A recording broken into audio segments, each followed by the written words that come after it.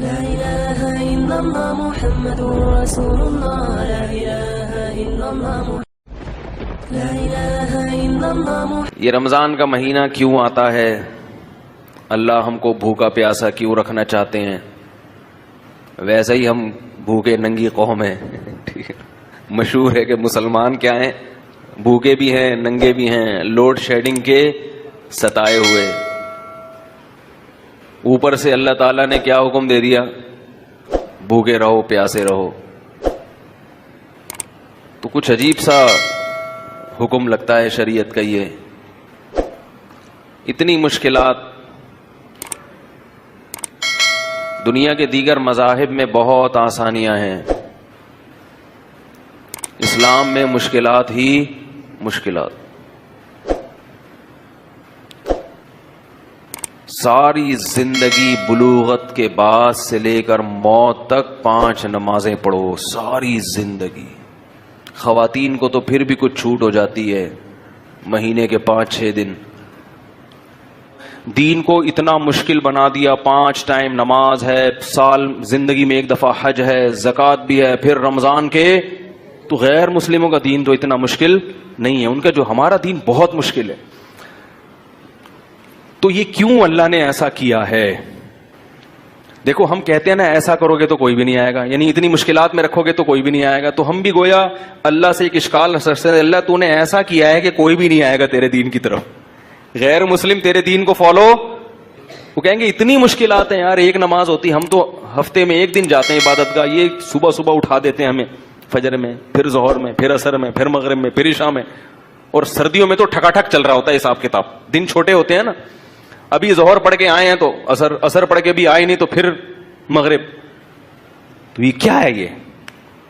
اور پھر رمضان میں اتنی ٹینشن کہ اللہ تعالیٰ نے اگر ہمیں 12 13 14 15 16 گھنٹے بھوکا رکھنا ہی تھا تو کھانے کے جو 2 ٹائم تھے وہ ایسے ٹائم دیے جاتے جو نیچرل ہوتے.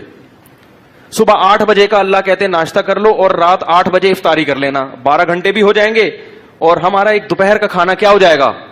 ناغا ہو جائے گا. تو چلو ساری زندگی دوپہر کھاتے رہیں، ایک دفعہ لنچ کا ہم نے کیا کر لیا؟ ناغا. اللہ نے ٹائم تو وہی رکھا لیکن جو کھانے کے اوقات ہیں وہ بڑے عجیب رکھ دی. صبح 3:30 بجے اٹھ کے کھاؤ. یہ پوری دنیا میں کسی کے کھانے کا ٹائم. ارے بابا آپ کو کوئی ولیمے کی دعوت کرے کہ میرے بچے کی شادی ہے، ولیمہ ہے، آپ لوگ آئیں. جی ضرور آئیں گے. کس وقت آئیں؟ 3:45 بجے صبح. آپ بولیں گے جب یہ تم کو لڑکی والوں نے قبول کیسے کر لیا ہے بھائی؟ تحقیق نہیں کی تھی کہ پہلے کوئی ٹیسٹ نہیں کروایا تھا دماغ کا؟ صبح کا ناشتہ ویسے تو سب لوگ رات 9 بجے کا کھانا رکھتے ہیں، چلو تم دوپہر کا رکھ لیتے، نہیں تو صبح کا ناشتہ کر لیتے 8 بجے 6 بجے فجر کے بعد. 3:45 3:30 پاگل ہو گیا کیا کہیں گے نا لوگ.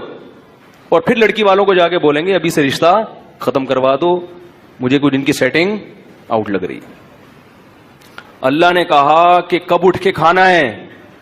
روزہ رکھنا جتنا مشکل کام ہے نا اتنا ہی مشکل صبح اٹھ کے نیند قربان کر کے کھانا کھانا. اتنی ٹینشن. اور پھر اللہ نے جو مغرب کے وقت جو کھانے کی اجازت دی اس میں نماز بھی ساتھ ہی لگا دی. تسلی سے بیٹھ کے کھا بھی نہیں سکتے. بھوک اتنی ہوتی ہے، پیاس اتنی ہوتی ہے کہ بچے کھا جائے آدمی، دل چاہ رہا ہوتا ہے. حقیقت ہے اس وقت کنڈیشن یہ ہوتی ہے بیگم ذرا یہ دہی بڑے ہیں یہ ذرا سنبھال کے رکھو، میں نماز کے بعد آ کے کھاتا ہوں. یہ والا پکوڑا ٹھیک یہ کھانے نہیں دینا کسی کو، یہ پکوڑے بہت مزے کے بنے ہوئے. آدھا رکھ لیا آدھا. اور انسان کی فطرت ہے کہ کھانے کے دوران جب 10-15 منٹ کا وقفہ ہو گیا تو بھوک، اب وہ مزہ نہیں آتا. وہ افطاری گئی سمجھ رہے، اب مزہ نہیں آئے گا. پھر ہونا یہ چاہیے رمضان میں عشاء کی چھٹی ہونی چاہیے. اگر ہم سے کوئی مشورہ لے کے شریعت بناتا، معاذ اللہ ایک مثال دے رہا ہوں، ہم کہتے ہیں اللہ رمضان میں تو نے اتنی تھکاوٹ، اتنا مسئلہ ہو گیا، سارا دن کے بھوکے پیاسے، پھر افطاری بھی تو نے ڈھنگ سے نہیں کرنے دی ہے بھائی. اے اللہ ساری زندگی 5 نمازیں پڑھی ہیں، آج 4 کر دے، عشاء کی کیا کر دے. کیونکہ افطاری کے بعد کیسی غنودگی چڑھتی ہے دماغ میں، کیسا گرتا ہے بستر پہ، فوراً گٹکے والے گٹکے پہ, تمباکو والے چائے پر آ گئے, اور سگریٹ والے فوراً سگریٹ, نسوار والا فوراً ڈبی لے کے بیٹھا ہوتا ہے, اللہم لک صمت وعلی رزقک افطرت, یہ چل رہا ہوتا ہے. اس کا دماغ صحیح کام نہیں کر رہا ہوتا. تو اللہ نے بجائے اس کے کہ عشاء کی چھٹی ہو جاتی, عشاء کے ساتھ تراویح کی نماز بھی لگا دی. اب وہ کتنی رکعتیں, اس پر میرا ایک بیان ہے, سن لیجئے گا. ہمارے نزدیک 20 رکعتیں ہیں, لیکن ہم 8 والوں کو بھی گمراہ نہیں کہتے. لیکن جو راجح قول ہے ائمہ اربعہ کا مذہب, صحابہ کا, تابعین کا, وہ کتنی رکعتیں ہیں, اس پر میرا بیان ہوا ہے 7-8 سال پہلے. میں نے دلائل سے بیان کیا تھا, پوری ایک ایک دلیل اس میں بہت تفصیل سے, 1.5 گھنٹے کا بیان ہے. جس کو اشکال ہو وہ سن لیجئے گا. وہ غیر معروف چینل سے اپلوڈ ہوا ہے, تو میں ابھی اس کو انشاءاللہ اپنے چینل سے بھی اپلوڈ کروا دوں گا.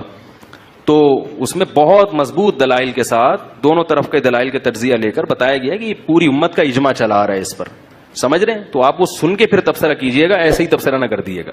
اچھا خیر, لیکن بہرحال آپ 8 پڑھیں 20 پڑھیں, اتنا بڑا مسئلہ نہیں ہے. لڑیں گے تو مسئلہ زیادہ کھڑا ہوگا. آپ کو جو سمجھ میں آتا ہے کریں, جو دوسرے کو سمجھ میں آ رہا ہے اس کو چھیڑیں نہیں. مسئلہ چھیڑ خانی سے خراب ہوتا ہے. تو ہمارے نزدیک تراویح کی جو سنت نماز ہے وہ کتنی ہے؟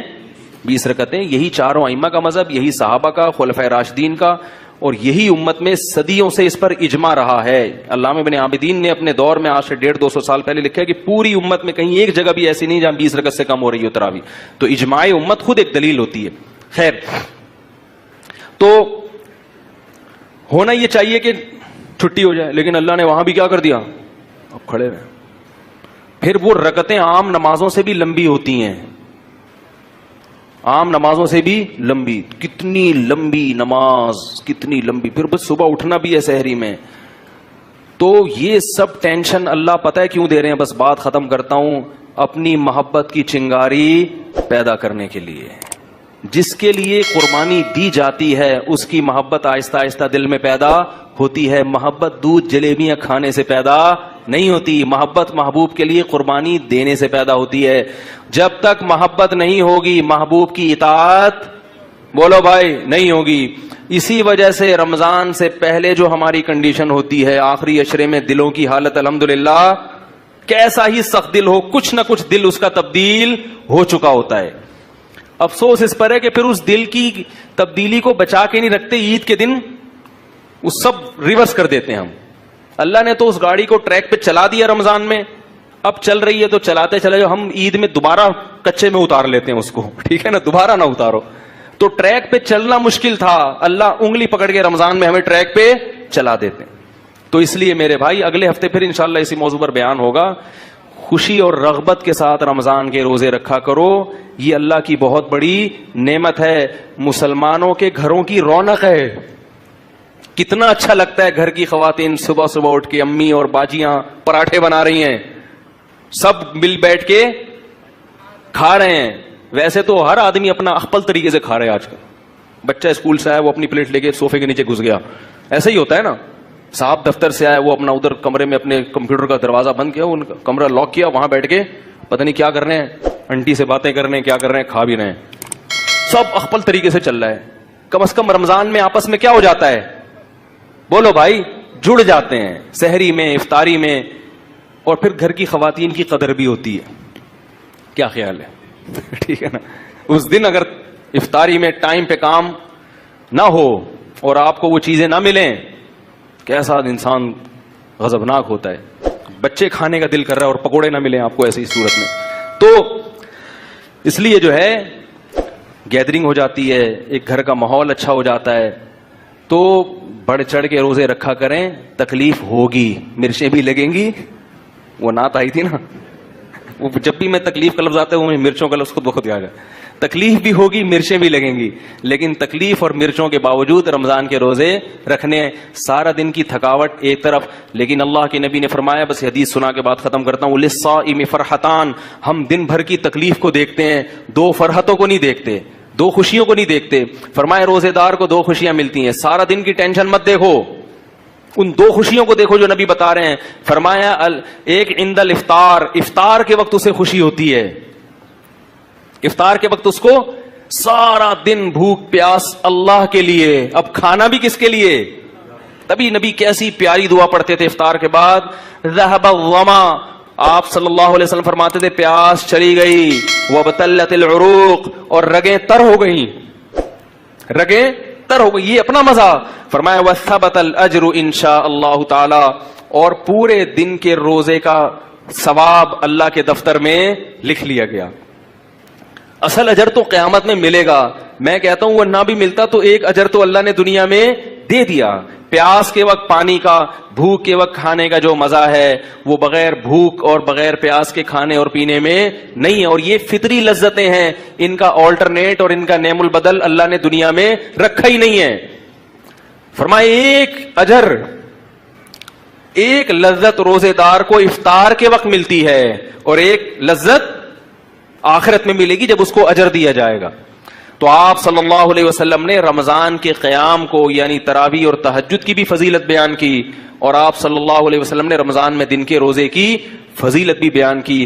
ایک روزہ بھی اگر چھوڑ دیا بغیر عذر کے، پورے سال روزے رکھو گے رمضان کے روزے کے برابر نہیں ہو سکتے. اس لیے گھروں میں خواتین کو بھی سمجھائیں، اپنے جو بچے جو 10 سال یا 11-12 سال کی عمر سے زیادہ ہو چکے ہیں، چھوٹے بچوں کو نہیں رکھوانے چاہیے، تو تھوڑا سا میچور ہو چکے ہیں، ان کو بھی عادت بنائیں روزوں کی، اور خود بھی ہمت کریں. یہ بہار ہے جو اللہ نے مسلمانوں کو دی ہے، اس سے ہم اللہ کے انشاءاللہ قریب ہو جائیں گے.